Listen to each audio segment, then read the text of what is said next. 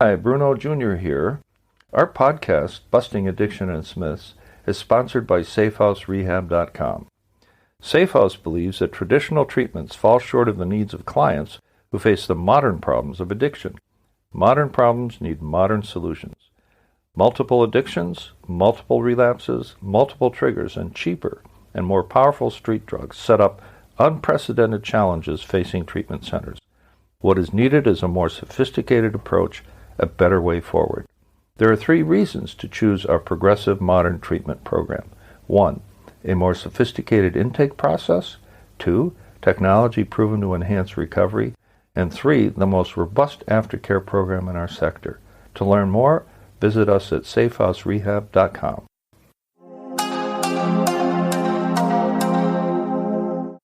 Episode 11, Season 9.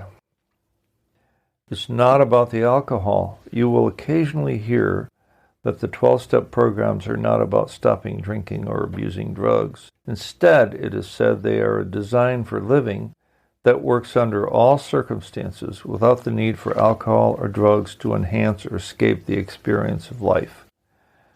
I have heard in many an AA meeting a statement like this: I don't have a drinking problem, but I do have a thinking problem. What this says to me is that an alcoholic's mind is subject to twisted thinking. The alcoholic, before he begins a program of recovery, is self-centered in the extreme. He doesn't see the effect of his behavior on the people around him, not at all.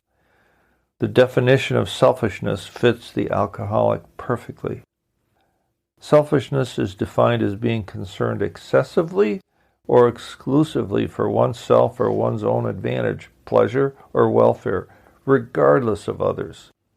The alcoholic, even after he sobers up, is still somewhat self-centered, and it does take quite some time for him or her to see clearly the damage that's been done and then to make plans to make things right. It's also logical alcoholics don't get it right away. What do you mean I have to write down my shortcomings and the things I did that hurt other people? Another simple idea that they don't get right away is that it isn't the 15th drink that got them into trouble. There's an old saying that goes like this: 1 drink is too many and 1,000 are not enough. In other words, if you don't take that first drink, you will never get to that drink that gets you into trouble. By that I mean alcoholics like me, have had countless tries at limiting the number of drinks once we got started, and came to the inescapable conclusion that if we didn't take that first drink, we'll never get drunk. Seems a bit obvious, but the truth is this. Instead of planning never to get drunk or trying to limit the number of drinks or the amount of alcohol, we have learned to concentrate on avoiding only 1 drink, and that's the first one.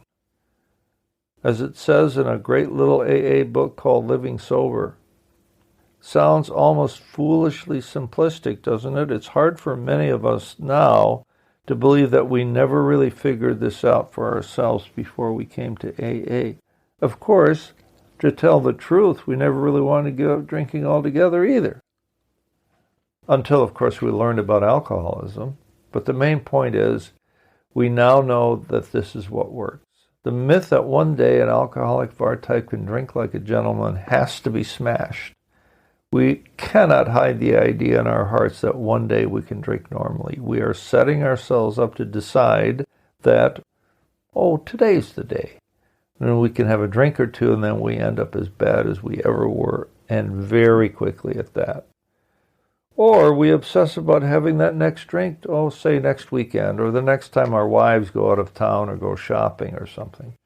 Problem is, we've declared ourselves by this point, and we have to keep our drinking a secret. The burden of secrecy and shame makes drinking a supremely inconvenient business, especially after you've become sober and your family believes that you are sober. To go back and start drinking, you have to hide and tell lies and get involved in secrecy, and it's a big burden. And it is supremely inconvenient. Living in the here and now is an art form that few humans practice on a perfectly consistent basis. The idea, however, has a strong philosophical, religious, and scientific grounding. That idea forms the context of what we call the 24-hour plan, or the notion of taking it one day at a time. Not drinking just for the day is a challenge that most alcoholics can handle. We don't have to quit drinking forever. We only need not drink today. I play a little joke on the gentleman I sponsor. I tell him this: you can stay sober forever if you stay sober today. And the gent says, what do you, boss, what on earth do you mean? My clincher is, because it's always today. Oh yeah, I never thought of that, right? So what happens when we get seriously addicted and or alcoholic is that we stop growing emotionally or spiritually, and we are stuck in a teenage mentality. It's important to remember at this point that alcoholics took their first drink when they were 12 years old, and addicts started experimenting with drugs at about the same age.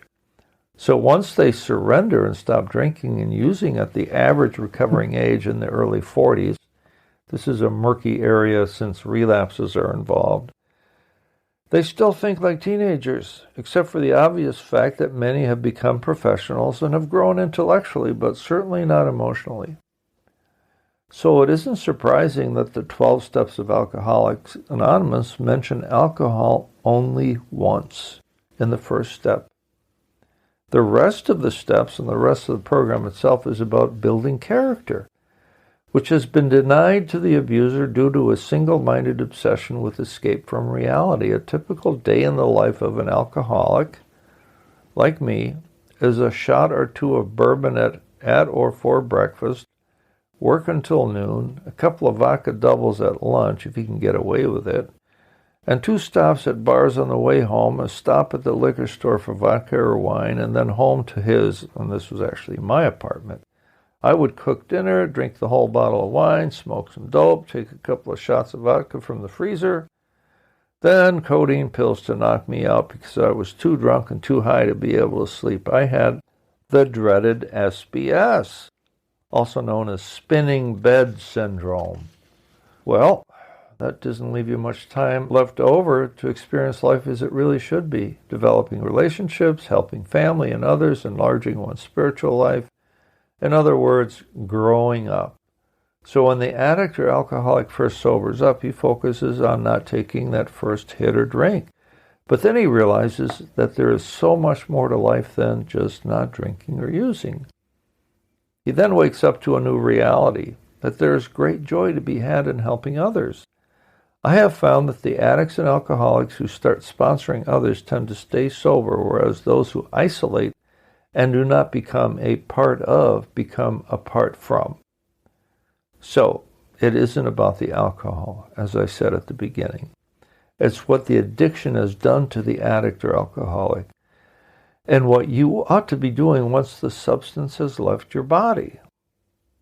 Now you have to work on your mind, because you no longer have a drinking problem, but you still have that thinking problem. And it will take a long time and a lot of effort and work to rearrange the molecules in the gray matter. I say all this to smash the myth that says all he or she has to do is to stop using and all will be well. And nothing could be further from the truth. Personally, I was crazier. I was more depressed, unstable, and panicky after I sobered up for about 3 or 4 more months, until I settled down into a routine of the program that brought discipline into my undisciplined life.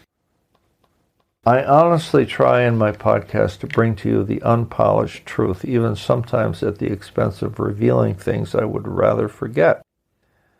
But we are taught to play the videotape back so that we can see where we came from, and that exercise in itself is a great motivator not to go back there ever again. So what did we learn today? Well, we learned that 1, alcoholics who have not yet recovered do not understand that they only need to avoid 1 drink, and that's the first one, in order to stay sober today. 2, after he puts down the alcohol, he realizes that he no longer has a drinking problem, but he still has a thinking problem arising from the fact that his brain is immature and not yet capable of thinking clearly.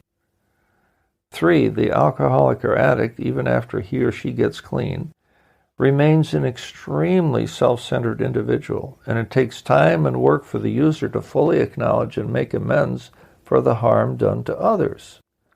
4. Therefore, the AA or the NACA program is not about drinking. Rather, it's all about the development of a spiritual life guided by honesty, kindness, and courage that equips the recovering person to live a new and inspired life. And 5, those who love an addict or alcoholic and wish to recover from the family disease of alcoholism or addiction should consider joining Al-Anon, a 12-step program for families and friends of alcoholics and addicts.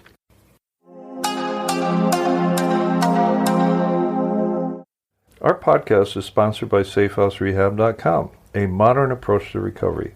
To learn more, visit us at SafeHouseRehab.com.